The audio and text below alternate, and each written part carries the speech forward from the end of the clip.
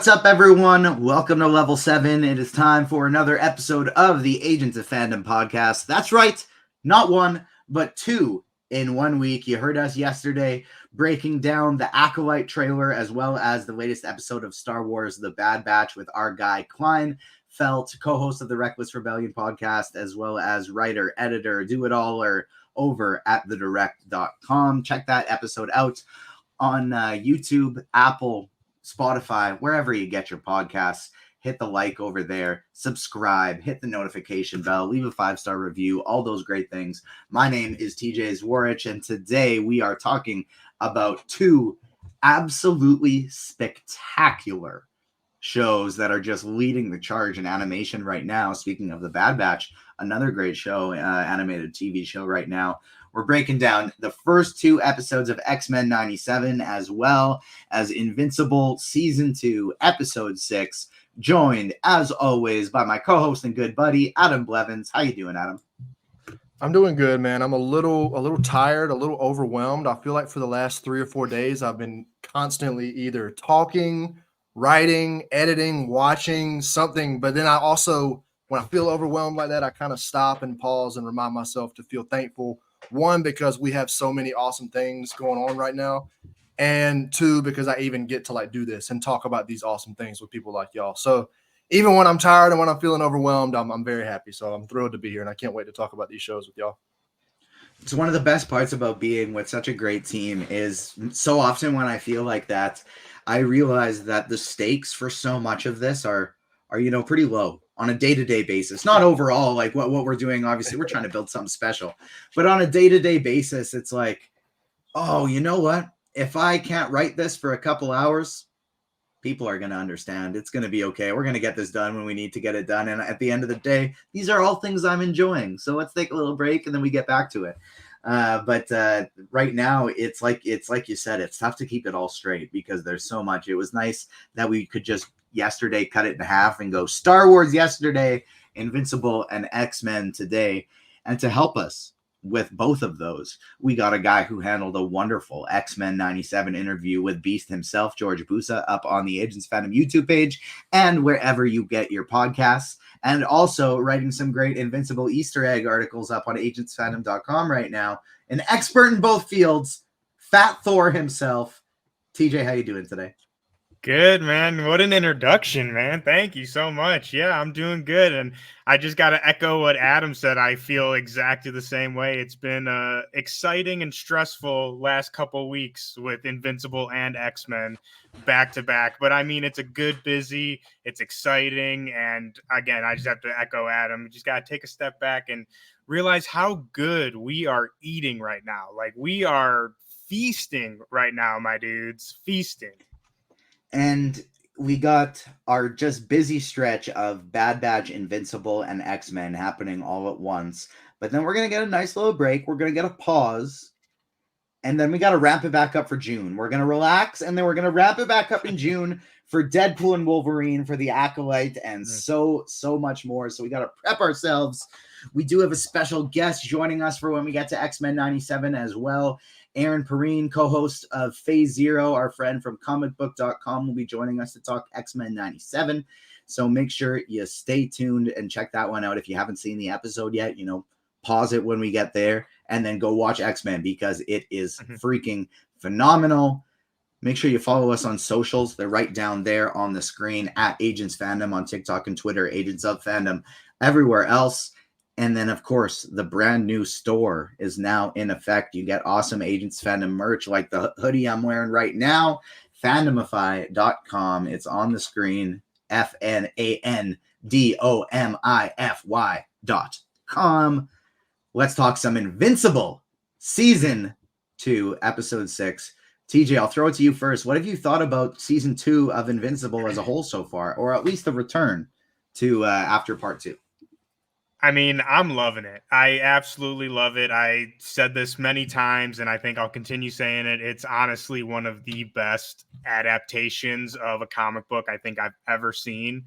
The way that they're able to both do almost a one-to-one translation of the book while also adding new things to kind of update the story it's just incredible. And I'm just loving that we're finally back. I will say it does feel, I hate to say this, but it kind of feels like they shot themselves in the foot a little bit with this break that we've had with the momentum. But I mean, for me, just as a fan, I think it's these last two episodes, 5 and 6, have been just as good as the first half of the season, and it only is looking up from here.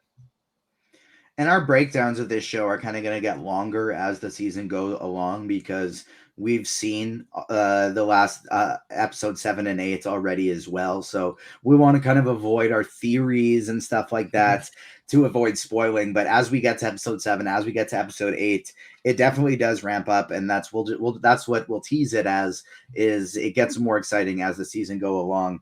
Adam, what did you think specifically about episode 6?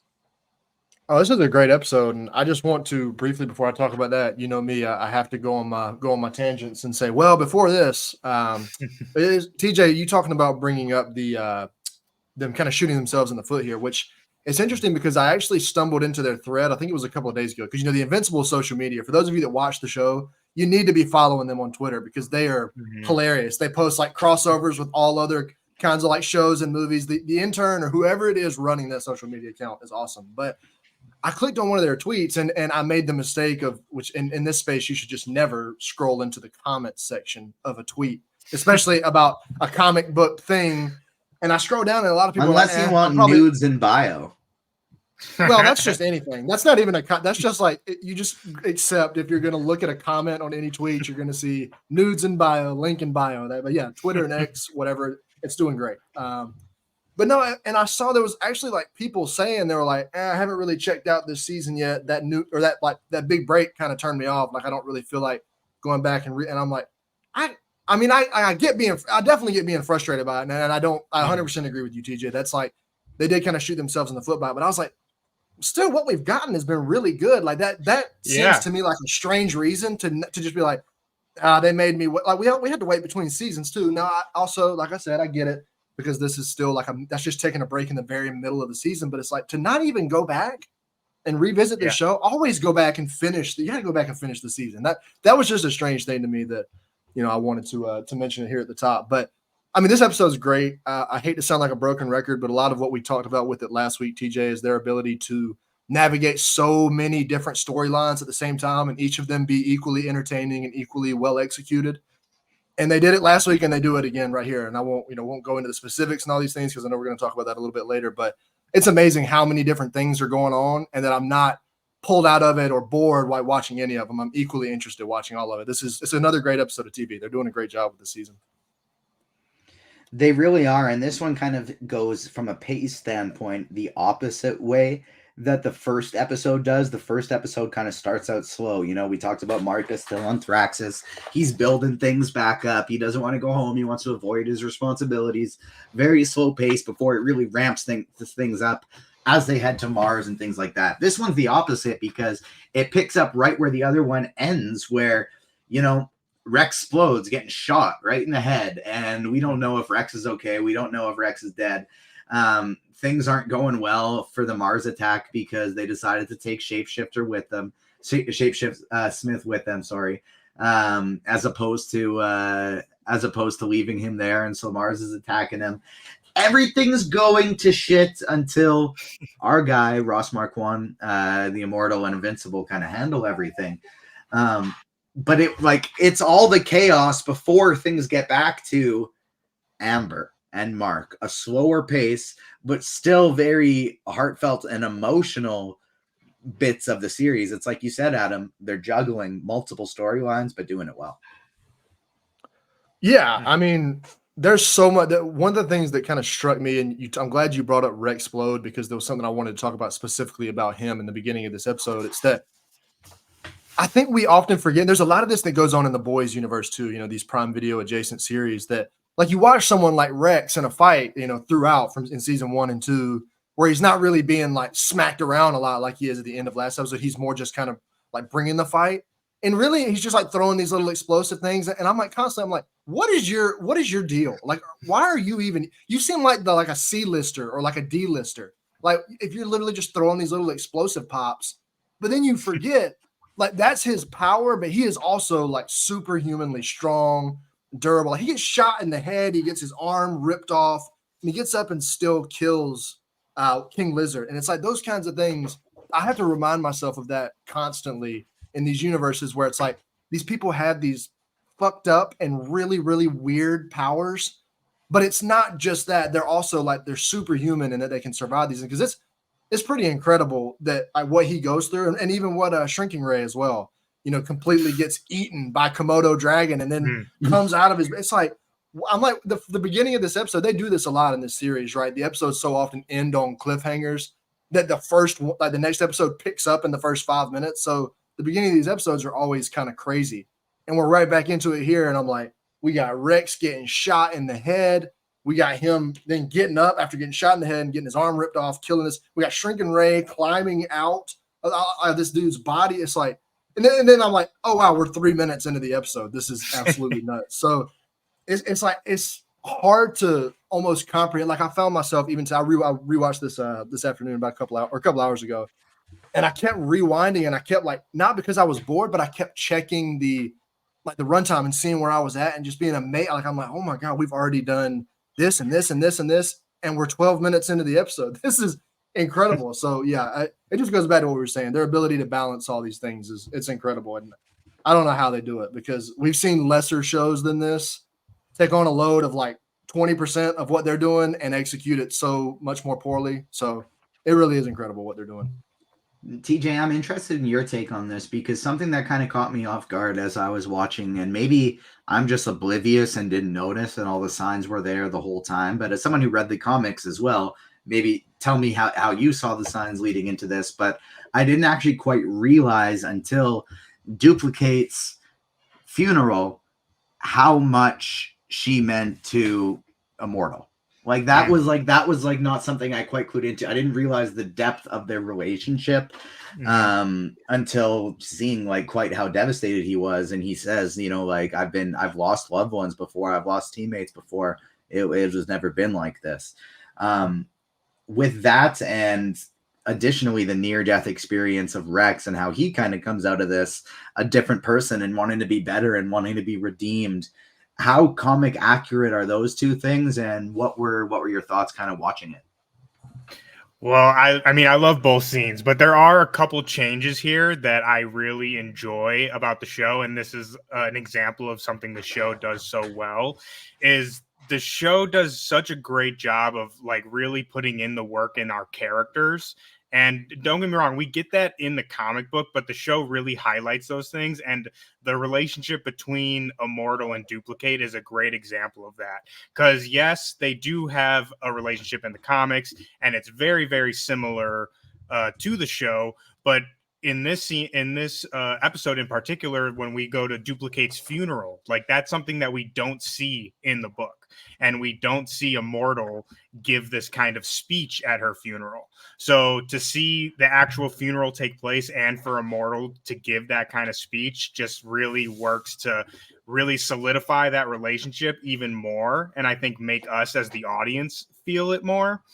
But yeah, like I said, it's a small change because the relationship is basically the same as it is in the book, but it just kind of emphasizes things a little bit more. And I think that's a theme that we see throughout with Mark and Amber and Debbie and the baby and all that kind of stuff.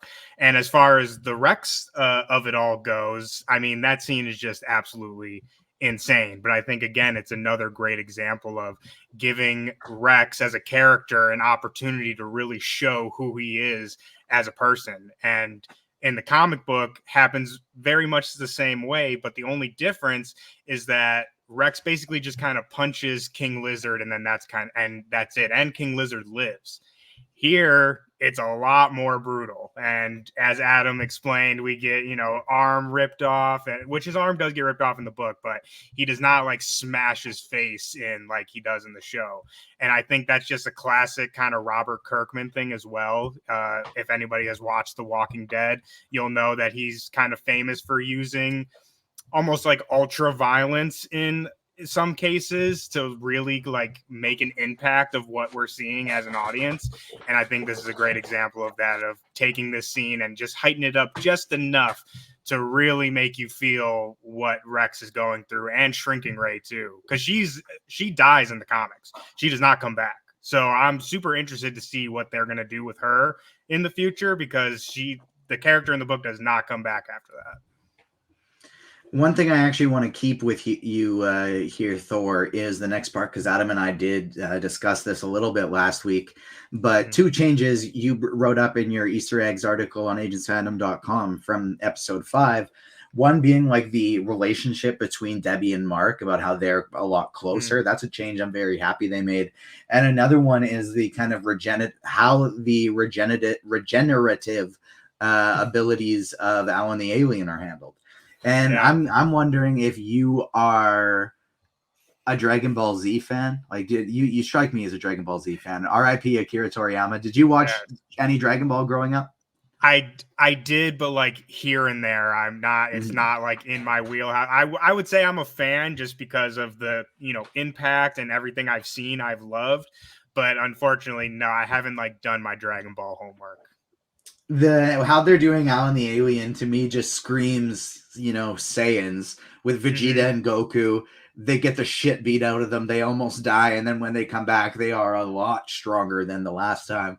And that's something that I didn't know about Alan the Alien, and that I thought was really cool. One other just tidbit I want to throw in really quick.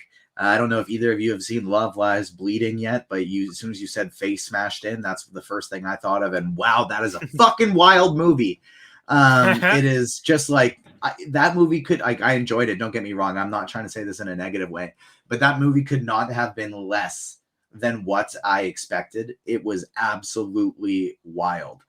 Definitely not the thing I thought it did, but, anyways, I'll keep it with you for Alan, TJ, and then I'll throw it to Adam for the last part before we transition over to X-Men. But Alan the Alien is much more of a formidable ally against the Viltrumites than we thought he was going to be watching the show early on now. And that's what he's doing. He's going out here to recruit. So what are your thoughts on, Alan the Alien, aka Nick Fury, assembling a team, and the potential threat that this episode introduces with the Viltrumites coming? I mean, Alan's my boy. I love Alan. I loved him in the comic. I love him in the show. And going to the thing that you were talking about, the change that they made, which is, again, kind of very minor. But so in the show, we see Thetis turns Alan's machines off. And then we find out in this second half of the season, he says he did that so that his regenerative abilities could like kick in and he would grow stronger. In the books, that Thetis never turns off his machine. This is just kind of an ability Alan has. He's not aware that he has it, but once he's close to death, his body will regenerate stronger than it was before. And so that's why he's looking extra beefy when he shows up in this season. But another thing I do want to touch on. No wonder you like him. You love a beefy character. I love a good beefcake, my dude. You love a good, I'm talking walking through doors sideways. I love it. But something else I want to touch on too is you mentioned very quickly is Debbie, because Debbie's my girl. I love Debbie. I love how they're doing her in the show, and in the books, again, very similar, but Debbie in the books is very much more dependent on like her relationship with Nolan. So like when he leaves and all of that stuff from season 1 happens, she's a lot more upset of him just like leaving the family than she is of what he actually did. And it even goes so far as like she even blames Mark for him leaving, and she even like tells him to his face, like, why did you have to fight him and make him leave? And she, develops a drinking problem, and it's a mess. It's a mess in the books. Like I said, that's interesting to hear, because they sort of tease that with the alternate dimensions. We do see that a little bit, and we do see in, I think it's episode 5, when she's confronted with the baby, she grabs a glass of wine. So like there's little hints of this in the show, but what I love is that the show really gives her such more authority over herself and her decision making. And I think it's really shown really great in these first 2 episodes, 5 and 6, especially with the baby, because in the books, Mark just kind of leaves the baby with her and is just like, yeah, I got to go talk to Cecil, like, see ya. And it's only after that they spend some time together that Debbie kind of comes around to this baby. But here, I love that they act like Mark and Debbie actually have a conversation about it. And Mark tells her, like, oh, I'll quit school and, I'll do this. Like, I can't just abandon him. He's my brother. And Debbie just like steps up and sees this quality in Mark that's not in Nolan.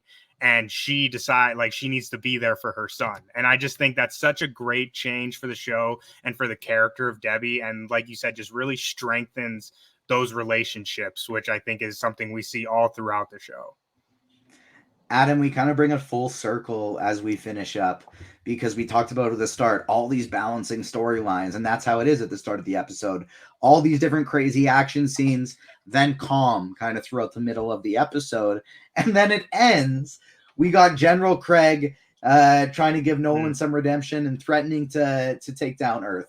We got Angstrom Levy showing back up. We got the Sequids back on Earth getting thrown up from shapes like from Russ Livingston. Like we got some crazy stuff. One of my favorite parts of reading your recap was your only like negative criticism of the episode in the review part was it ended.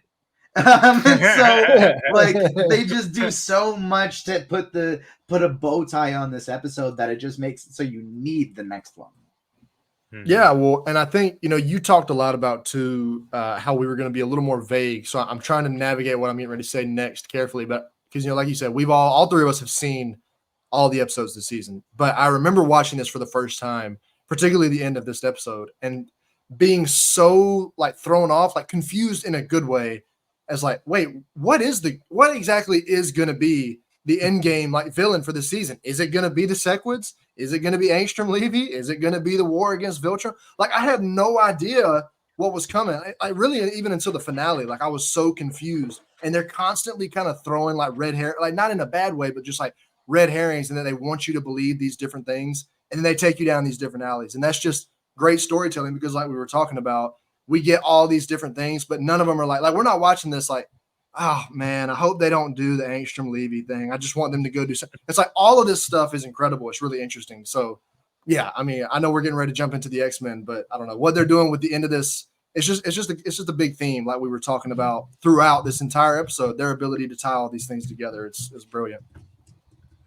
And we are going to make a pivot to another show, the X-Men on Disney Plus, X-Men 97, that I do think actually, with obviously a lot less violence, a lot less blood, a lot less profanity, but a show with actually similar vibes to Invincible in terms of how the animation looks, in terms of some of the more adult themes that are covered throughout the show. And we're loving it so far. And to help us break it down, we are bringing in our friend from comicbook.com, co-host of the Phase Zero podcast, Aaron Perine. How you doing, Aaron? Oh, testing. Still testing audio. That's the part. Am I here? Now he's back. There it is. Okay. I should have just. There he is. Hey guys. Oh, what's going on? Finish breaking down Invincible, and it's just like one amazing show right into the next one. It's like absolute chaos in the content creation streets, as you know, right now. Yeah, I mean, like, don't look now. I think literally right now, Beetlejuice trailer just dropped. So over at the mothership, they're all freaking out right now. It's been a rough 2-3 days. I'm ready for Friday. As Adam and I are both in here just kind of going, well, hopefully Aisha saw that and posted the trailer right now because neither of us have been checking that chat. Just so much going on. You, my friend, were at the premiere in LA for X-Men 97. I was jealous. I saw you and our another friend of the show and co-host of the Phase Zero podcast, Jamie Dirac, were there together. Mm-hmm. What was it like being there in the theater, experiencing the return for the first time? It was so funny because, like, usually these things, they have like a rather large carpet set up out there on Hollywood Boulevard. Not the case for X-Men 97, but once you got inside, the jig was kind of up. Like, they were serving like 90s treats. So I had my first Hot Pocket in like 2.5, maybe 3 years. I was like, Jesus, what? We used to eat this all the time. And Jamie was like scarfing down, like, what was it? Sugar cookie cereal when we got to our seats. And I was like, okay, so the 90s is on 8 2002. Got it. And they had a DJ playing like 90 songs. A bunch of the fans there were in cosplay, and I was like, this feels like a really, really huge deal. If it lives up to this presentation that we've got going on out here in the lobby and elsewhere, we're gonna have a good time. And then it started, and it did, and I was really blown away. Like, it's always fun to be in. I think for the 2 years that, or at least a year that we weren't actually having in-person like premieres, you miss that energy of people being in theater.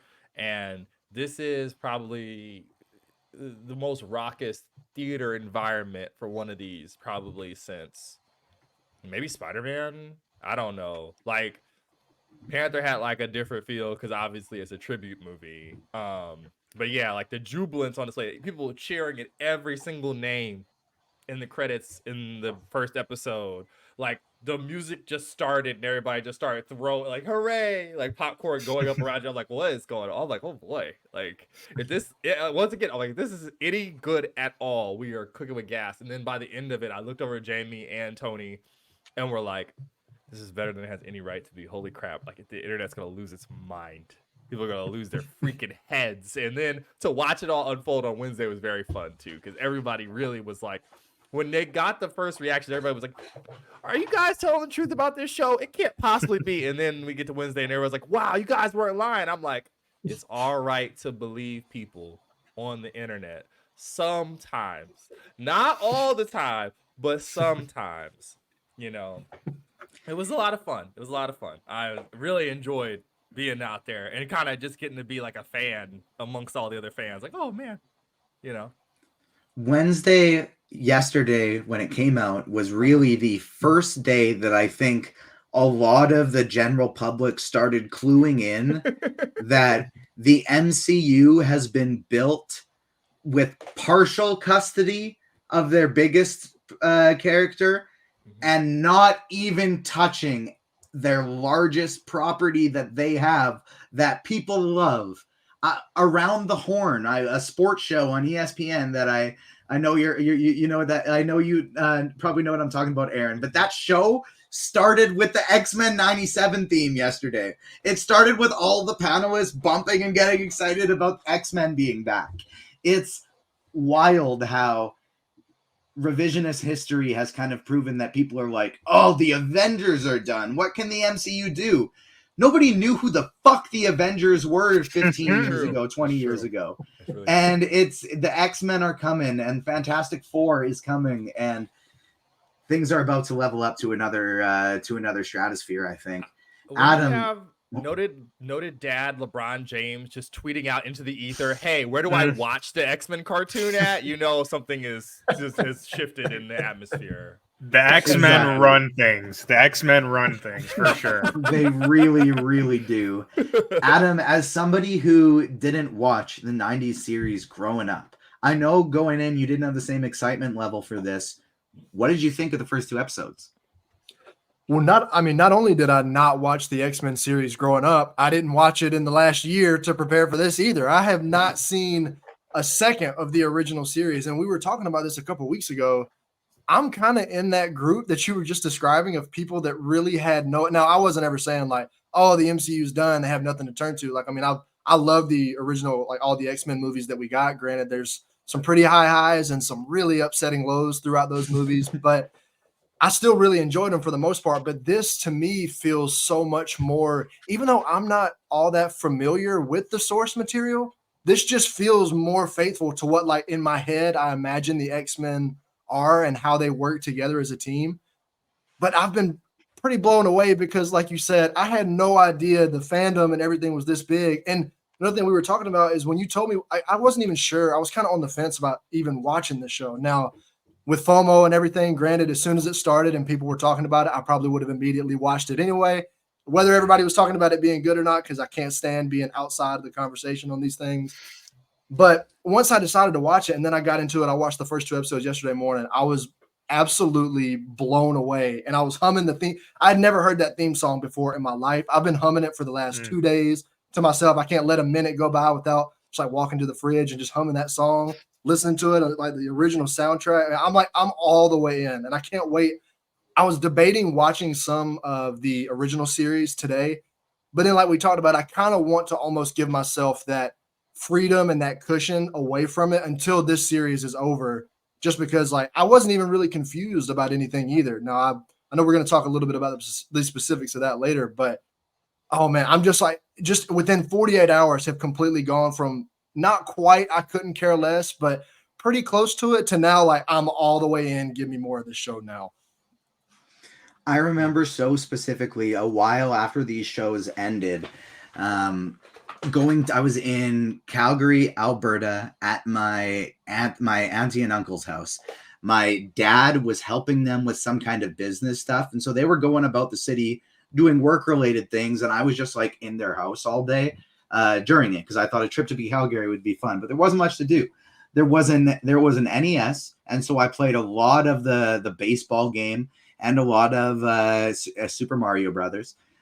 But then, other than that, there wasn't much to do. So on day 2, my parents took me to a Blockbuster Video, and I was able to get DVD. I can't remember at the time if it was DVDs or if it was VHS. I think I actually might have got a combo of the two, and got a couple seasons of Batman Beyond, a couple seasons of X-Men the animated series, and a couple seasons and then like a couple event episode turns into movie of Spider-Man the animated series. Just to rent, not to keep. But that was how I spent my time there. And I remember the first time turning the X-Men on after probably not having watched the show in about 5 years since I was really little. First time being able to like think critically as I watched it. And just the first time hearing that theme, it's the most exciting thing. One of the most iconic themes in the history of television. TJ, you got to not only watch the show, watch it a little bit early, write the recap for agentsfandom.com, but also got to interview Beast himself, George Busa. What has it been like for you getting to revisit the X-Men, and what did you think of the first 2 episodes? Oh, it's a dream come true. I mean, I'm on the opposite spectrum of Adam. X-Men were everything to me as a kid. The show literally got me into. I wouldn't be doing all of this today if it wasn't for that show. And I mean, I think we have a tally going over on our podcast, and every single creator that we have interviewed has mentioned X-Men as one of the books that got them into comics or wanting to do comics. So when I say X-Men run things, like, people don't understand, like, this is Marvel's bread and butter. This is Marvel's team. For everyone saying, like you were saying, oh, what are we going to do after the Avengers? Like, oh, we need Tony. I don't want to hear anything about Tony Stark. X-Men are here. The heavy hitters are here. Brandon Davis. I'm just making that joke because, of course, we have a co-host of Phase Zero on the show here. Hey, I love Tony. But like I said, X-Men, Fantastic Four, they are the real heavy hitters of Marvel. So to see them not only come back, but to just see the universal love that everyone is having, like you said, the people on that sports show rocking out to the music and everyone just kind of getting caught up with the fandom. It's so beautiful to see. I love it. I love these first 2 episodes. I really feel like they mirror the first 2 episodes of the original series in a lot of ways, which I think is just a very smart decision. And I can't say enough. The X-Men are back, baby. That's all. It's as much as I can say. It's just amazing. I was so impressed with how they weaved a bunch of new things into the first episode, so we were intriguing on what could come next, but then giving us classic Sentinel battles to give some familiarity of something they've done 100 times before. It was a really nice touch. Of this team they've put together, Aaron, there's kind of a glaring omission. There's no Xavier anymore. We do a time skip, and I wasn't sure how they were going to handle that. But, he's not with the Shi'ar anymore. He's not in space. He has been back on Earth. He was assassinated, and we got Cyclops leading the team. Morph is back. Bishop's there with him. What did you think of the new squad, and who were your standout characters? Or maybe even who were your favorite X-Men growing up, and who stood out to you in the show? So that was kind of a hook. Like, there was like, wait a second, because like every single person, even the people behind us, like I think like Jessica Clemens and somebody else from New Rock Stars were like to my left or whatever. And I looked back and I'm like, did he really die in the original? I feel like he flew off into space. He like poochied himself at the end. Like that's how it ended, right? And then you come home and figure out that yes, this is kind of a new take on it. I was a Jubilee person. Just because she's our POV character in the first one, so obviously, right, all of them are awesome, but you know, I like very, very easily gullible, a very toyetic thing, despite having such craft to it. I'm like, oh yes, of course, this is like the main part of this whole thing, and I'm a kid too, and I like video games and stuff. So that's my thing, but I really, what struck me after the first episode especially was that because the animated series exists and their characterizations are so strong from the 90s series, that you feel like you know them like in a real way, that just dropping in here midstream doesn't feel abrupt or strange or anything. And it does a lot of the heavy lifting for you so that you don't have to catch everybody up. Like you can go into this cold if you want it to. You don't have to watch the other stuff and you'll be perfectly fine. It only enriches it to go back and revisit. So I feel like that was a real strength. Seeing Morph was really, really funny. And I love this kind of take on it, to do this like Transformers 2008 like jukebox thing with him, where he just mimicking other mutants, even mutants that we never saw be in the original like at all. Like delightful, crazy, like wild stuff. And you do get a little hint of Professor X in the first episode, because when he walks in, that's definitely Ross Marquand's voice. Most definitely him. And it's also, if we have Ross in here for that little gag, there's no way he's just here for this gag. So I feel like the Professor, in true comics fashion, is going to be resurrected again for like the 8 millionth time. Poor Patrick Stewart has been assassinated on screen like 5 times. The animated Professor X has died 1,000,000 times. It's like such a plot point that in Krakoa, it's like lampshaded with them all just being able to resurrect everybody pretty much at will when they want to. So yeah, I really like the morph stuff. Freaking Logan is so funny in this. Like, he's so funny. There were so many audible groans when he gets played. Oh God, the whole theater's like, "Not my boy. Why they keep doing this? They can't keep doing this to him." Like the part, I guess it's in the second episode where they're like holding Nate, and then you can see him in the middle through like the doorway. I'm like, damn. It just sucks. It did him dirty, dude. Did him the dirtiest. So yeah, I really like that stuff too. And also, I know that there's probably some Cyclops fans in the building. He's done so much more respectfully in this. He's back. My guy is back. He looks so cool. For the first 5-ish minutes, he's still the same. Like, there are 2 specific characters that I just feel are always done so dirty in specific situations, and it's Cyclops in the 2000s movies and large portions of the animated series, and it's Obi-Wan Kenobi in Attack of the Clones. Because Obi-Wan Kenobi in Attack of the Clones, like, he just fucking, don't get me wrong, he's still beautiful, but he just kind of fucking sucks, you know? Like, he's always just like, Anakin, my Padawan learner, let me be condescending towards you and put you down as much as I can. And it's like, dude, that is not the Obi-Wan I know from Clone Wars. Come on. But those 2 characters, I'm like, they could have been done better here. And Cyclops is back, and I fucking love it. Adam, who stood out to you as your favorite characters from the first 2 episodes? I mean, Aaron's right. Wolverine's hilarious, and TJ, you said it a little bit. That drop where they're like, he's coming, and he's like, "Who? Apocalypse?" And he put like, I was like walking on the treadmill while I was watching this, and I just audibly busted out loud. Like, I'm sure 2 or 3 people were like, "What is he laughing about?" Because I just busted out laughing as soon as. But that happened a couple of times. I mean, Logan's hilarious in this. It was really cool to see Gambit too. I just don't. Gambit's one of those characters that I'm not, because again, I'll preface this by saying I don't have the familiarity with the comics or anything else. Pretty much most of my stuff comes from the live action movies that we got throughout the early 2000s. So we never really get to see much of Gambit. I think the only movie he's in, if I can remember correctly, is that X-Men Origins Wolverine movie, and that's like he's only in that for a little bit, and that movie's a complete disaster. Gambit. I'll pretty much defend anything that Hugh Jackman does. If Hugh Jackman is playing Wolverine in something, you've got to really, really fuck it up for me to not love it. And they really fucked that up. But it was cool to see like Gambit and Rogue too. And there's a lot of stuff with Rogue and Magneto in the second episode, and then kind of this like little love triangle or whatever they've got this forming. I'm usually not a fan of the love triangle stuff, but it looks like there's going to be some pretty crazy tension going on there. But like the character that I enjoyed watching and really listening to the most was Magneto. That anytime he spoke, I was just completely enamored, whether it was the monologue he gives when he's talking to the X-Men, whether it's the monologue that he gives when he's in front of the UN or whoever he's talking to. I can't remember the exact name of the big conference, convention, whatever.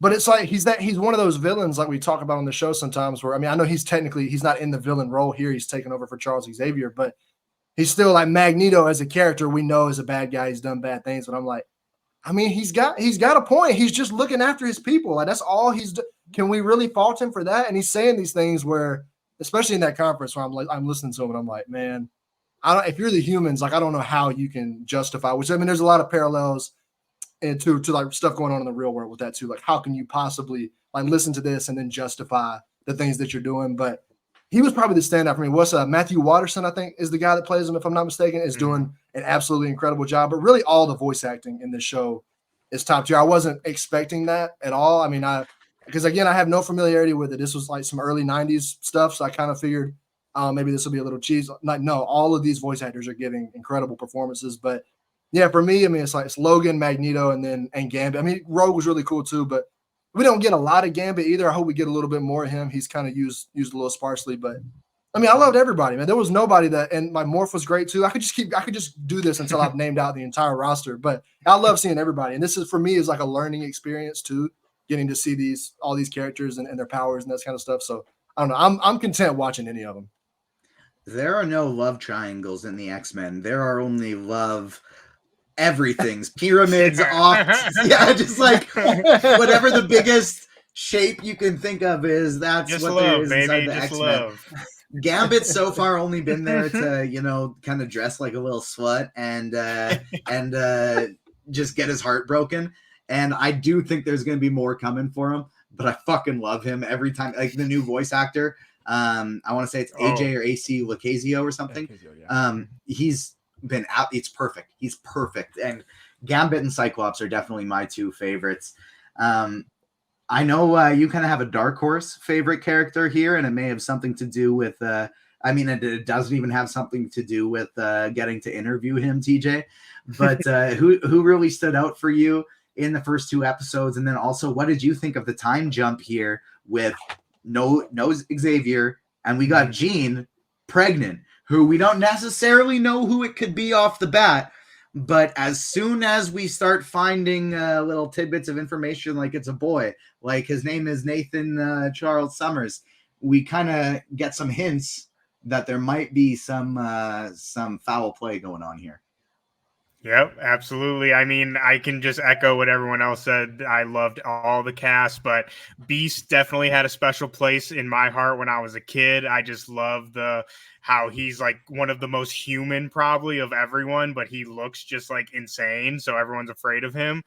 But I can't believe no one else said this. I thought for sure someone was going to mention this before me, but my standout for sure, especially in these first two, Storm, my girl Storm. I mean, people know me as Fat Thor, so it's not surprising that the lightning powers is something that I love. But when she came out with those Sentinels and they said Omega level mutant, and she like turned the sand into dudes, I transcended into like a higher plane of existence. It was so good. That was such a great moment. I cheered at my screen.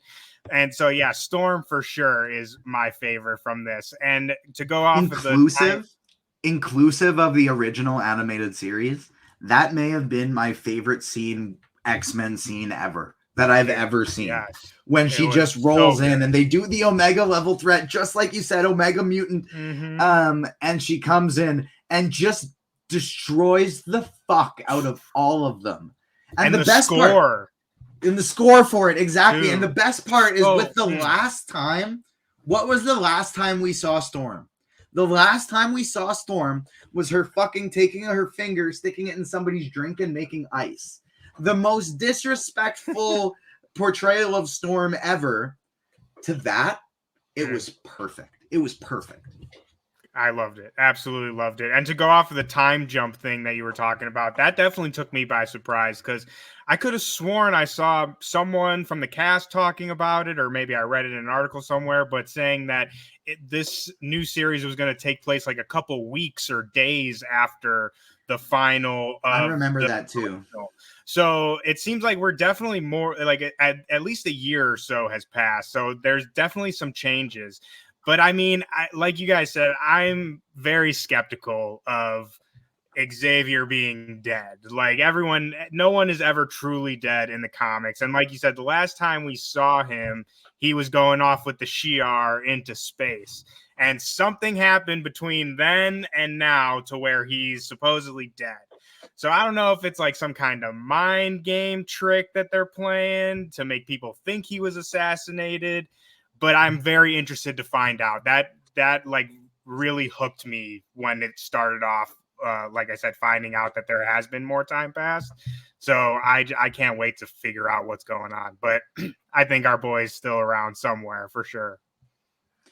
Aaron, what do you think about Magneto's role in this show? He is now the leader of the X-Men. He's sexy. He's always had bars. Like in every rendition, he's always been able to give a beautiful speech.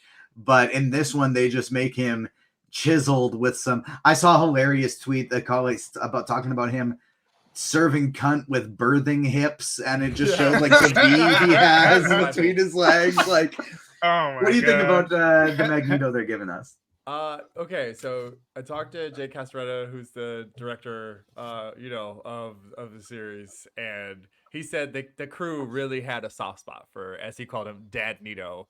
So you could expect a lot of serving going forward. He's like, oh, you guys haven't seen anything yet, and I was like, what do you mean? It's been a meal. It's 3 episodes. It's been crazy. So it is interesting.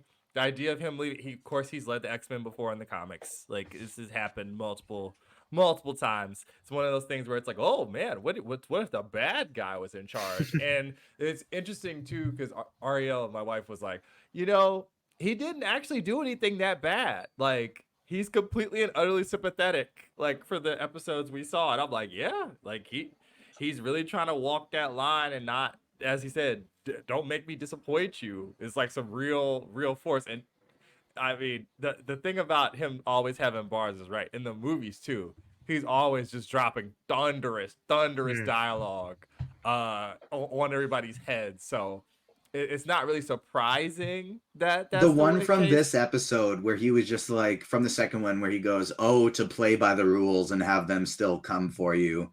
Just like, damn. Yeah, I mean, it's funny too, because like one of my main sources of like, I don't know if it was anxiety, but like definitely like curiosity before the series was, how are people going to deal with this? Because it's like the X-Men is not a subtle metaphor. This is not subtlety. We are hitting people over the head with like the yellow pages from '97, like back when they used to waste whole trees on one copy. Like, it's not subtle. Like, this is about oppression, and like Magneto is at the core of the character absolutely a child from like really oppressive circumstances, atrocity, right? That's focused on never having it happen again. And you really get that here, where he's like, I'm gonna let you, the Captain America Gambit, I'm gonna let you take me away in these chains because I chose to. I could not. Like, in the theater, when the helicopters turn to the sides and the top, which I'm just like, wow, I don't think I've ever seen that before. That is a wild death trap for this character that you've seen use these powers in a bunch of different ways over time. And I'm like, that's a new one. He still is like, I'm going to prove my point without slaughtering you. I'm going to show you on your terms that you are 100% wrong. Like, I also was amazed when I'm like, we hear the word Genosha, like, just drop throughout. Like, it really is fascinating to me, too, because the writers and the producers, like, when we talked to Brad Winterbaum, who loves to talk, literally he was like, yeah, he does. Going from, I saw the interview stuff. I'm like, man, I can't believe he's answering this stuff. It's from what Claremont through like Grant Morrison is like where we're targeting. And there's Mhm. so much crazy stuff that happens with Magneto from that point to that point that I'm like, anything's on the table. Costume changes, like whole like changes in his philosophy of how to go about things. I just, it really is tremendous that it could literally go anywhere. Like, I think it's also a strength of the animated medium too, because they're not really bridled in any way to hew close to any continuity except for what happened in that show as like the bedrock. If you think about the episodes that everybody's seen, we're just scratching the surface of whatever they're gonna do. We can go all sorts of weird ways. Me and Jenna were laughing. They're like, "You think they have the stones to like do any Krakoa? Like, do you think we'll actually Hellfire Gala?" And the fact that you can say that to each other with an animated show is insane. It doesn't make any sense. You could never have predicted that. Like, when we saw the trailers and we're like, "Oh, Magneto's in charge," I was like, "Oh God, what the heck is the show gonna be?" Like, this is so.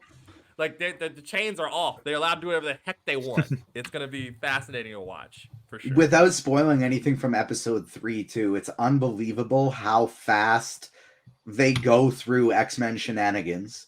Like, the pace does not slow down whatsoever. Adam, what did you think about the choice to make Magneto the ruler of the X-Men? Because I think Beast says something very interesting. He says, like, the best way to get rid of your enemy is to make them your friend. But I do think there's more to it than that, because we obviously know Charles and Magneto have always kind of been old friends. But the way I viewed it was, even though Scott and Storm could lead the team far better than Magneto, Magneto would probably be the only one who could unite everyone, because he hasn't been on their side. He's the only way to unite all mutants in Charles's absence. That's kind of how I took that decision. But of course, there could be more to it, like Charles just isn't dead, and maybe Magneto's the only one who knows. Yeah, well, Magneto's kind of the one that's the most like Charles, in so many different ways. Obviously, juxtaposing his characters, they're very different in terms of, throughout. And it's like, again, to me, my experience is just from the movie. So where there's times where they have very similar morals, and then there's times where Magneto's doing things that Charles would never ever do. But like, Charles is never ever going to give up on him. He's always going to, and I think there's a lot of that in Magneto too. Like, even no matter what the mutants do, like, Magneto is always going to fight for his people. And it was funny to me because, like we were talking about earlier, I didn't watch the trailers because I was unsure if I was even going to watch the show. So when I come in, I was like, and Xavier's in the credits, and I'm just assuming, like, okay, we're doing an X-Men show. I'm sure there's going to be plenty of Charles Xavier. And then they establish immediately, like right away, that he's dead. And I was a little surprised, but then I remembered, like, even from the movies, the X-Men are kind of always like in ebbs and flows of who's in leadership and then what's going on with them. And then, like, especially in terms of public favor, because they start out this in terms of like good public favor. And that happens in the movie. They go up and down, like in the movies too. There's times where you got Xavier going and giving a speech with like the president and doing these things. Then there's times where they can't leave the mansion. Like, so it's always up and down. Like, I wasn't bothered by anything that we saw or like confused just from that new perspective. But yeah, I mean, seeing Magneto, it's like you said earlier, Aaron, it's like, oh, the villain's going to be in charge now. I mean, everybody always kind of wants to see something like that, because Xavier, at least in my experience, is so almost like overly wholesome, like super, super good, like all the time. But Magneto can be pretty evil. And then when he's got like the mutants and other people, TJ, you're laughing at me like I feel like I'm just missing something. No, you're 100% right in most renditions, but then it's just hilarious how this isn't hilarious, but it's looking back and it's like hilarious in the sense of like, how the fuck did they do this? What the fuck, Charles? When it's like the first episode you see Magneto on in the original animated series, they can't stop him and he's like messing things up. And so Charles just makes him see like his childhood in the Holocaust. And that's how they stop him, is he just like goes, "I must stop you." And he points at his head and he just gives him visions of concentration camps. And it's like, this guy's psycho. It's fucked up, Charles. Well, Yeah, I mean, the one other thing that was interesting to me is that we obviously have to like. I know when we get a character that comes in like this, where everybody's skeptical of, like, there's going to be people kind of pushing them in these opposite directions, and it's like, well, is something going to happen that pushes them over the edge? Because Magneto's always been a character, in my experience, that has like good morals and good intentions at heart, but goes way, way too far, way over the line to achieve these things. So, and we see like both sides of that coin just in episode 2 in terms of like Storm. I know we're going to talk about later, like what Storm does going in and saving him, but then also earlier in the episode, them showing up to detain him. Like that's like every reason for him to already just immediately turn and be like, you know what? I've been here for 5 minutes and I'm already done. Like people they're showing up to the door. They're trying to arrest, like they were just having you guys and doing and on interviews and doing all this good stuff. You were on, and then I show up and 5 minutes later they're outside trying to arrest me. So, but he does what's right. And even where I was like a little conflicted that because I was like, really? You guys can't give him one chance. Now, obviously, I don't have the context of what all he's done, horrible things he's done in the past. The reason that they are showing up to detain him like that. But yeah, I mean, it'll be great to see more of him going forward. But I'm just excited to get to hear Matthew Watterson as Magneto just speak more, whether he's like making a cup of coffee for the team or whether he's giving these long, beautiful, eloquent monologues. Because anytime he speaks, I'm standing at attention. TJ, this is one of the things that I find so interesting about the X-Men is that there can be somebody like me who has read dozens of X-Men comics and still know literally nothing about X-Men comics because there's just never-ending amounts of them with so many different threads. But for someone who hasn't seen this storyline, and I think most people, they see all of a sudden towards the end of this and they go, Rogue and Magneto banged? That happened. They're addressing that, and then towards the end of the episode, it's like they're doing it again.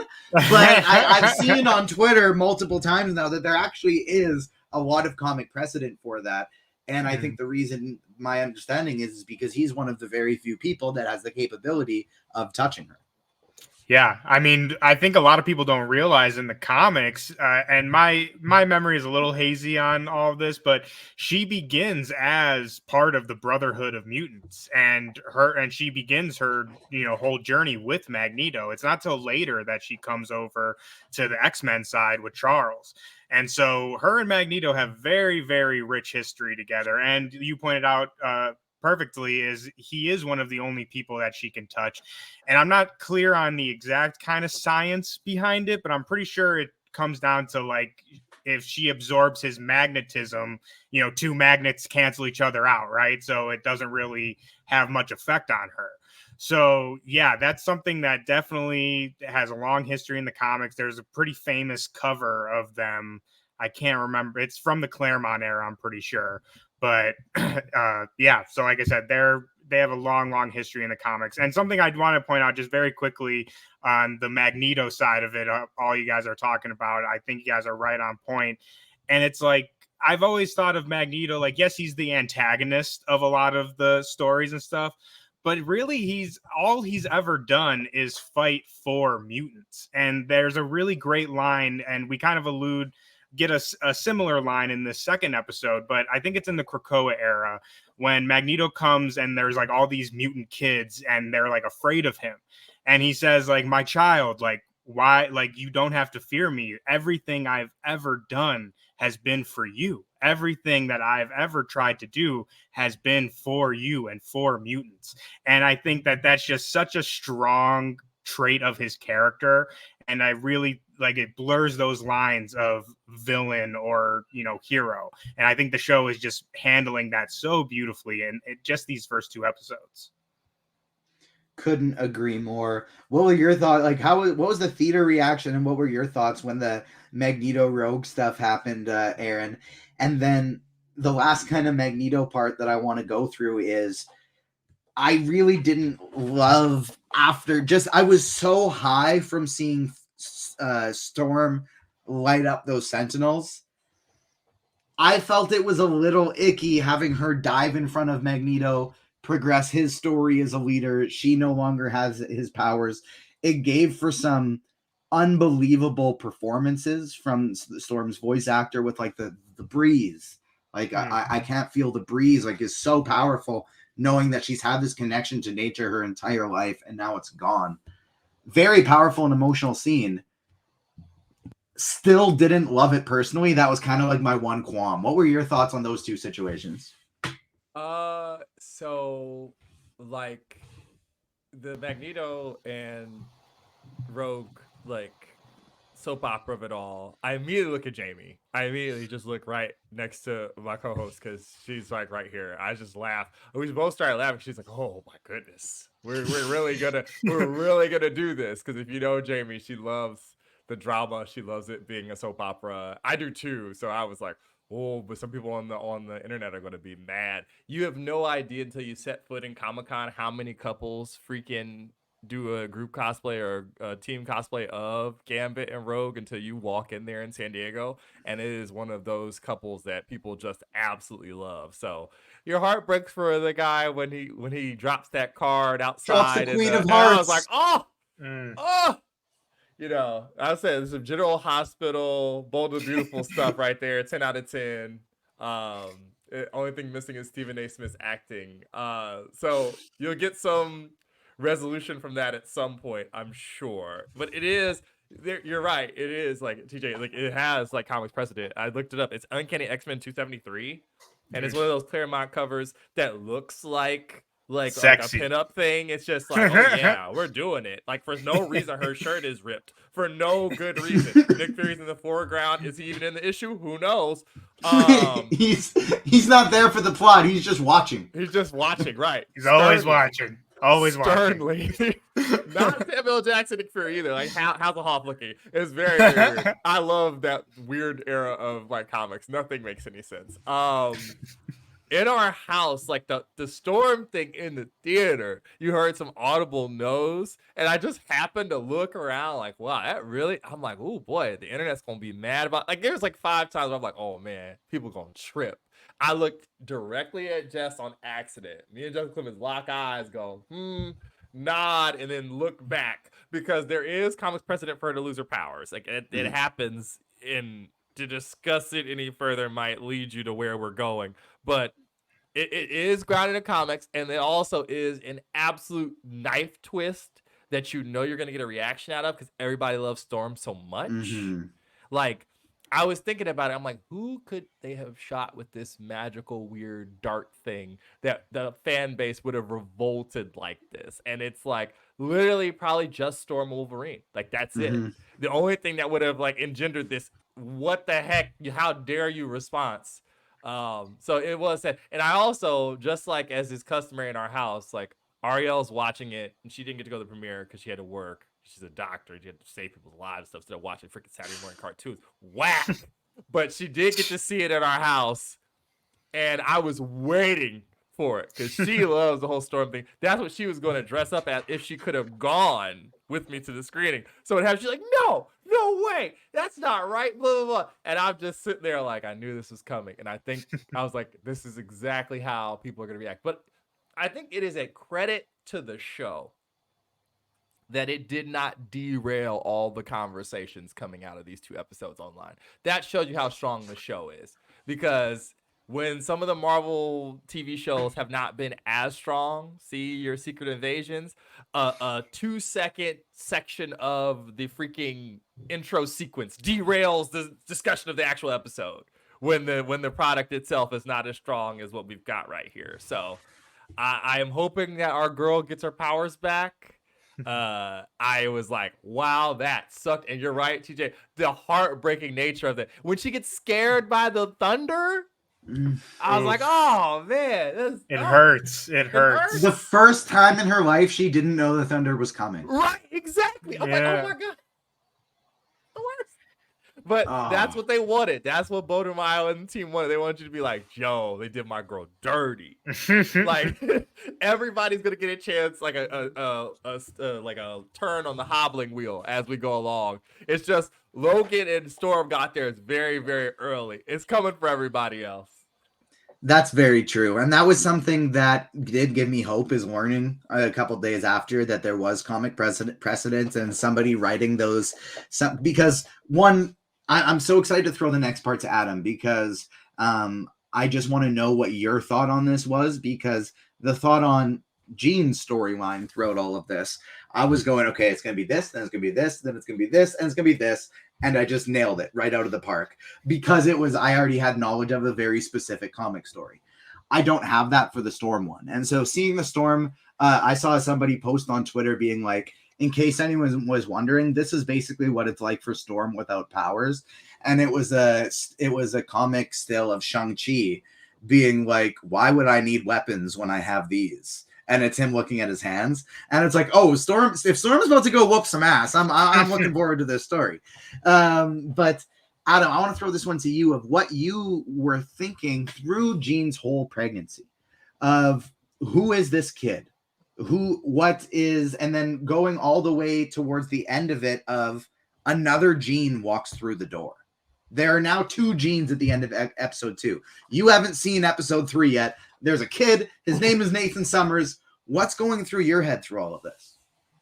So it was funny because I remember reading your review, and like the only con, like you were just talking about, that you gave it was that it was too predictable at times. So then I'm watching it. I have no idea what's going on with any of that. Like you just said, you predicted this. I made sure to like preface in the article. I was like, certain parts are very predictable for those familiar with the comic lore.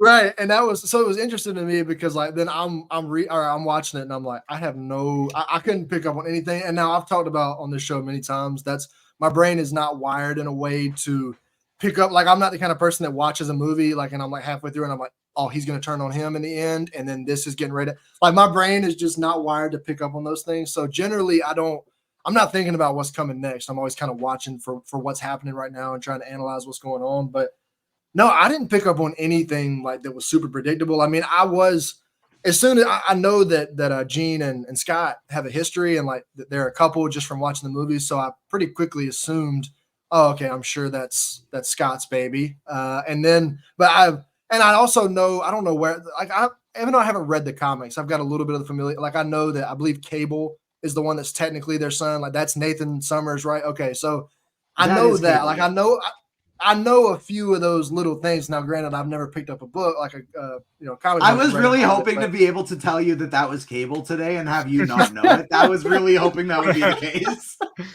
No, it's another one where if you look up like Cable, he's like not even identified as like, it's like, and that's a lot of comic book characters. It's like Nathan Summers, also known as Cable. Like they always identify like comic book characters by their full name. So I remember being blown away by that the first time, because the first time I was ever introduced to Cable was in Deadpool 2.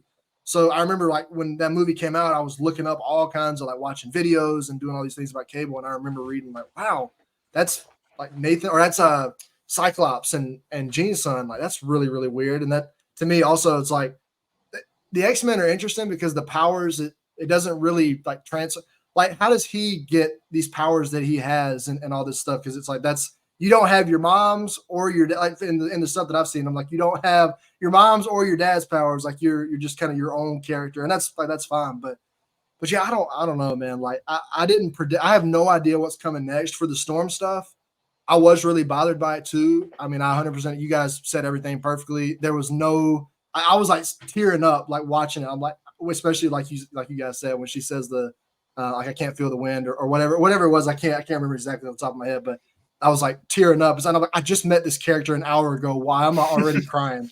But that's great storytelling. But I wasn't too bothered by it coming out because even it was Gina Rogue that says to her, like, just because Hank can't fix it doesn't mean we can't fix it like together. So to me, that was, and you guys are just like, I'm sure laughing in your head because you know exactly what's coming and what the future holds. But for me, somebody that has no idea, I'm like, well, surely within the next few episodes or something, she'll get her powers back, because it's hard for me to imagine, just as a general audience member watching this without the context, that they show us those awesome moments like you were talking about with her turning the desert to glass and Omega level mutant, all these kinds of things that was just so fucking sick. And then we just don't get that again. The rest of that would be a little surprising. Now I'm sure that I say that I don't need to say that, she can't still be an awesome character without her powers, because she absolutely still can. But I want to see more of that stuff that we got in the first 2 episodes, because she's great. So I hope she gets her powers back, but I have absolutely no idea what's coming. I couldn't predict the 2 genes thing. When she walked in, I was like, scroll, like that's my only I had no idea what the explanation was for that. And so I'm so excited for next week to see the next episode, which I just never would have imagined 2 weeks ago. That with the second episode ended, I'd be fiending for episode 3 because I was considered not even watching the show. And now I'm just sitting here anxiously anticipating the next episode because I've got to see what happens next. And we won't theorize too much on that because I was very shocked how like I was watching these episodes and I'm thinking, okay, watching the first episode, I'm watching like critically and not just I didn't think I was reviewing it. And so I was watching it more so what features could be written from this show. And so I'm watching it and my first thought is, who is Jean Grey pregnant with? And then it's answered 10 minutes later. And my next thought is like, who is this? And then it's answered 10 seconds later. And you I kept was texting like, me that. I know. And I was like, well, I was trying to figure out what's going on with different situations. And it was like, bam, done, answered. And so I don't want to theorize like comic background for it because so much of Jean's stuff is answered literally next episode. And so we'll just we'll avoid on that one. But before we get out of here, I do want to ask each of you one question. And if TJ and Aaron, I know we didn't have, I didn't throw it to you for thoughts on the Gene thing. So if you have them, feel free to unload them as well. But I just figured, we're at an hour and 10 minutes and I got an NBA show in a half hour. So one of the fun tidbits we got from our interview with Brad Winderbaum was one, he brought up how Morph and Jubilee are going to really be getting their due in this season. They're going to have specific storylines. And something I thought was really cool is, Aaron, you brought up how she was kind of the point of view character in X-Men 97, in the first X-Men, the animated series, and they were recruiting her. The team was recruiting her in the very first episode. And then this one begins with her being the recruiter, her going to get Sunspot. I thought that was a really, really cool full circle moment. But I'm excited to see what else they do with her. And the other thing that Brad brought up was that unpromptedly, this was kind of cool because I asked him like who his favorite X-Men were. I was trying to introduce the character. I was trying to introduce it with that, like the interview with that before I asked. So Ironheart and Wonder Man. I wanted to actually start with some X-Men. And he didn't answer my question very well. And he realized that he didn't give me a good answer halfway through his answer. So he just like cut himself off and was like, but I'll tell you what, you know how the original had some really fun cameos? This one's going to have that too. And it was just like unprompted. The guy hooked me up. He straight up hooked me up with a great article to write because it wasn't even the question I asked. So shout out Brad Winderbaum. He was really, really cool. But anyways, who do you think will be the most likely cameos we get throughout these series? I've thrown a few options. I've seen a few options pop up. First one that, of course, pops into my head is my dream. It's Spider-Man from the 90s, Spider-Man, the animated series. The other potential ones I've thought of was brand new mutant Kamala Khan in canon. Maybe. And then thirdly, there's a guy with a connection to the X-Men that has a movie coming out in June. What about Deadpool? So TJ, I'll throw it to you first. What do you think of those three options? And do you have any others in mind that could stop it? Dude, you just blew my mind with that Kamala one because I didn't even think about that. But oh my god, that would be great. I would love that. I think if I were a betting man, I would say probably Deadpool because, like you said, obviously we have the movie coming that's heavily involved with X-Men stuff. And Deadpool did appear in the original animated series as well. So I think there's, good precedent for him to show up again.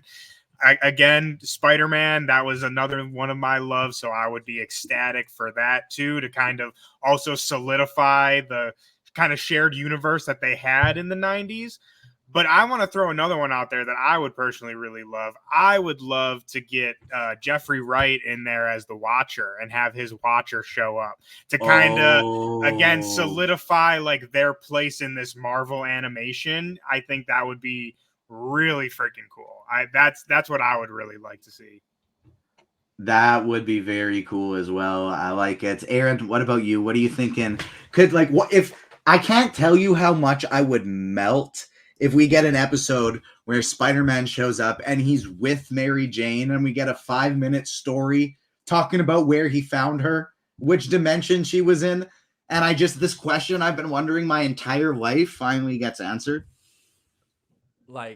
So all three of those options are amazing, and the Watcher thing is inspired. I would love that. You know, Brad Winterbaum is Daddy Animation. Like these are all his babies, so like that would make a ton of sense. That's what I'm saying. That's what I'm He saying. he also answered you in like a really funny way about like the Shield stuff or Mhm. whatever. Like all bringing all that stuff back. I find it hard to believe there's not someone over there at the HQ like miles away from where I am right now, seeing all of this love for an old Marvel property that quite honestly is easier and probably cheaper to make than big live action $200 million projects, and would not at least kick the tires on a Spider-Man 99 or whatever year it ended. Yeah. I forget what year it ended. So that's cool. We also just talked to Amon. Amon wants to be in the X-Men. She said it like 2 days ago to us. Like she was like, I want to do that. Like that would be great. When we asked her who she wanted to like share the screen with most, she didn't say like Tom Holland. She didn't say like, she didn't even say Robert Downey Jr. She was like, I want to be in a scene with Hugh Jackman. Like that's what I want. So, and she's also And there's no way if she just called Ryan Reynolds up, he wouldn't be like, sure, let's make it happen. Why not? Kid, you get here, you got it. Like it's like it's a softball tournament. You find your way here on the Greyhound. I can't stop you. That's literally the plot of Marvel's The Avengers. How do we write her into the story? I'll just be like, what the hell are you doing here? You don't fit with the story. And then we're good. Right. And we just roll and never acknowledge it. Like, it's my dream that Monica is in that movie, by the way, after what happened at the end of the Marvels. And people keep saying it's not. And I'm just like, it makes too much sense. Please, Jesus. Like, make it happen. Y'all are still shooting stuff on this movie. You're still tweaking stuff. Marvel is notorious for, like, until the last second. So I think both of those are great options. I also think that Deadpool was already in the animated series. He's like unnamed mutant hunter, but he's there, and he looks like freaking Jim Lee drew him. Yeah, he got giant guns for no good reason. It's great. And I laughed with Brandon about this on our episode of this week. Like I was like, wouldn't it be funny if Ryan voiced him? Like just if even if he didn't say that much, it would be. People would lose their shit. So I wouldn't be surprised, honestly. There's only really surprised. two people. Yeah. There's only two people who do Deadpool, and it's Ryan Reynolds and Nolan North. Yeah, that's it. I think Reynolds has a monopoly on Deadpool at this point. Like, if I mean, obviously, I don't know the man personally, but seems like if there's anything going on with Deadpool, he like has to be involved. I'll say, so obviously it's gaming, but I will say Midnight Suns, as early as a year and a half ago, was Nolan North for Deadpool. That's interesting. But still, it's a video game. Nolan North's great too. I love North too, but I'm just saying. Yeah, I do think it would also make fans go wild if it was Reynolds. Like, it'd be a missed opportunity not to. People would literally, who hadn't watched the show, would tune in and be like, "What? Ryan Reynolds is Deadpool in a cartoon?" Yeah. Like, or we could throw in a real deep cut, have Donald Glover do it, because a lot of people don't know. Yeah, I was thinking that too. Yes, I would say a lot of people don't know that Glover actually had a Deadpool animated series that was like on its way to being done, but it got scrapped. Like they even had test footage of it and everything. So that would be pretty cool too. They're online. They exist out there for you. If you're like, what? No way. It's nutty. There's a reason I think it didn't get made. I'll go also Marvel Animation. I think it would be really, really wild if Haley Atwell showed up as Captain Carter. I think it would be really, really wild. She's in all the other stuff. She's like she is the connective tissue between all these things. So I don't know. She's real busy. She's shooting the whole Mission Impossible. So I don't know if that's happening, but because you brought that up, I'll ask you my theory and what your thoughts are on it. What do you think about the idea that the Peggy that old man Cap from Avengers Endgame wound up with is Captain Carter? Because that's the only one he could end up with that wouldn't fuck up a timeline, since she already knows about the multiverse and traveling back and forth. It's true. Also, oh man, I don't want to get too deep into theory corner because there's so another segment. That would be really interesting because otherwise it doesn't fit, right? And it fulfills a need for both of them, where they both have like lost time, and she can never be with her Steve, and he can never be with his Peggy. So bing bang boom, like it's cool. And you know that kid is going to be an ox Imagine. Yeah. Like, that's just absolutely. Yeah, that is so interesting. I've been wondering which one of these. I wonder which one of these things is going to do that, because like the Mhm. Spider-Verse movie last year, like it broke the seal for me. I'm like, it's only a matter of time for one of these things happens, and there is an animated character standing next to the live-action person, be it in Secret Wars or otherwise. That is going to happen before we get out of the multiverse saga. It's totally gonna happen, and she's a good candidate, I think, for that whole thing. And just explain it away like, oh, when he sees her, of course he sees her as 3-dimensional, obviously, Yeah. like that'd be so interesting. Bring Okay, Deadpool or She-Hulk in to explain it. yeah, that's right, Kevin. It's his fault. Adam, throwing it to you. Who would be your favorite choice for a cameo in X-Men 97? I mean, you're really just setting me up here after this like brilliant 20 minutes of analysis from you three, and then just be like, hey, what about you? What do you think? I mean, you guys all have some great ideas. I'd love any of them. My only reservation is that, a few weeks ago they said, I think it was Brad Winderbaum. It may have been, maybe somebody else. I can't remember exactly who, that said this was not. I've been going back and forth on this so much because somebody said it was not set in the MCU, right? But then I'm like, okay, well, given does he mean it's not set in Earth 616? Yeah, it's what not does he mean? Sacred Timeline. Okay, That was well, what but I'm like, analysis I saw on it.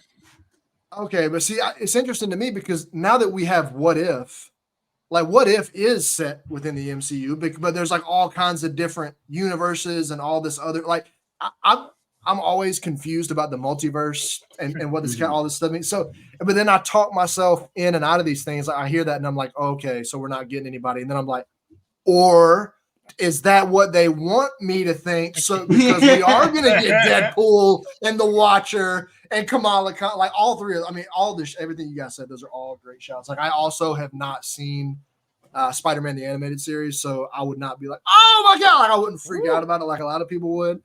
But Adam, you need to go do your homework, man. I know, I really do. I'm behind on a lot of these 90s series, but I don't know. Like I'm always. I mean, TJ, you know me well enough to know. Anytime you ask me about, do you think this crazy thing is going to happen? 95% of the time, I'm usually like, probably not. But if it does, I think there's a case for it. So it's like I can see both sides. I mean, Deadpool is my guy. I would love, whether it's just for 30 seconds or whether it's an episode, whatever it is, I would love to see Ryan Reynolds as Deadpool just because. And I also think that would work really well in terms of like promoting the movie that's coming out this year. That's their one movie that would get people, talking about Deadpool. I think enough people are excited about that and are going to go see that anyway that they probably weren't proactively thinking about that. But I agree that like, if they called up Ryan Reynolds and asked him to do it, I think he was there in a heartbeat. Just because I think him and Hugh Jackman both want people excited about this movie. So I'm on the fence about I don't have anything additional like any other cool characters to add because you three hit on everything so perfectly and gave all these great ideas. But so I'll just piggyback off of what y'all are saying and say I feel like I could see something like that happening, but in my heart, I'm like, they're probably just going to keep this its own thing. But I don't know. I'm open. I'm wrong all the time, so I'm probably going to be wrong on this too. Let me just say, they give us a certain amount of episodes for a reason, and they cut us off at 3.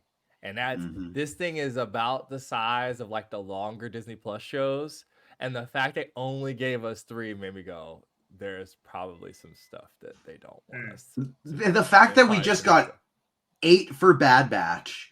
Right. And then 3 for this. And then not only just 3 for this, but this was, I don't know. I mean, obviously, I'm sure our experience is much different than what comicbook.com. I'm talking about Agents of Fandom, pardon me, to comicbook.com. But this was one of the very first times in a long time that we had trouble getting multiple screeners from Disney. Like if we were talking to our rep and they were like, Marvel Studios was like, you actually have a limit on this one. Who would you like me to send them to? Because whereas for a bunch of other things like the Bad Batch, it was you need 5, you need 6, you got people writing features, recaps, reviews, go for it. And this one was not the case. So that's very interesting to me as well. It is curious. I'm just saying, man. They gave us 4 episodes, Moon Knight, Yeah. I remember a lot Loki. of stuff. You get 4 episodes Loki, right? And there's something Yeah. crazy at the end of the 4th one, but the rest of it, they're like, okay, you can talk about what, obliquely what's going on, but you can't say the 3 out of 9 is madness.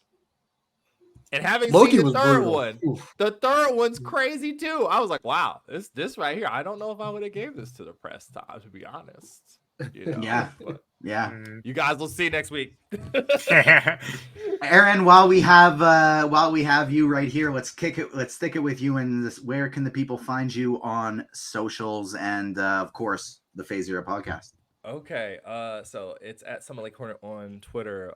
It's at Phase Zero on all your podcasting platforms. I have a interview with Jake Castellano about this very show about X-Men 97. That's very fun. We talk about Magneto being sexy. We talk about why they invented a cameo detection agency at Marvel was because of the original X-Men animated series, and he promised to come back and talk comics with us, so that's cool. He told Brandon Davis that Nova is a thing the same time TJ was like, yo, Wonder Man and Ironheart are still going, so you can catch That was so fun because we dropped those at the literal exact moment time. too. I was like, well, what do I do? Like, there's 2 things that need to be done. It's like, do Brandon's first. I'm like, Brandon already did his. I'm doing TJ's. So yeah, man. But yeah, that's where I am. That's where you can find me when I'm not yelling about Blade. Oh God! Don't TJ, get me started. Where can the people find the Sons of Mjolnir podcast, and where can they find you on socials? You can find Sons of Mjolnir on YouTube, Spotify, Apple, wherever you get your podcasts. Find me on Twitter or X at The Fat Thor. And find all my other stuff over at Agents of Fandom, what the channel you're watching right now. So come find me wherever. Let's talk comic books. Let's talk X-Men. Let's do it. All right, and we will be back again next week talking more Bad Batch, more Invincible, more X-Men 97, talking about all of it. We'll see if we can crush it all into one episode next week. May have to dip it in 2 again. We will see. Before we get out of here, I do want to give one extra special shout out and thank you to Aaron, you and Jamie and the team at Comic Book, because this was our first this weekend was a really exciting one for us. It was the first time we got to break an exclusive and have other outlets pick it up, and really getting to see our stuff in your articles was the coolest thing ever this past weekend. And so I appreciate that. I want to thank you for it. It's we're hoping we're making this the norm going forward, but each time we get a cool new step, it's always exciting to celebrate it. And so I want to thank you for that. And also shout out our guy, Ethan Simi, who has been writing obscene amounts of reviews and breakdowns for the website from South by Southwest Film Festival. And he also just got the Agents of Fandom quoted in a premium position in the brand new Monkey Man trailer, directed and starred in by Dev Patel. So make sure you check that one out as well. On behalf of myself, Adam, the whole Agents of Fandom team, thank you so much for everyone for tuning in. We will see you next week. Hit the like button and subscribe on your way out. Thank you so much for joining us. Peace. Peace.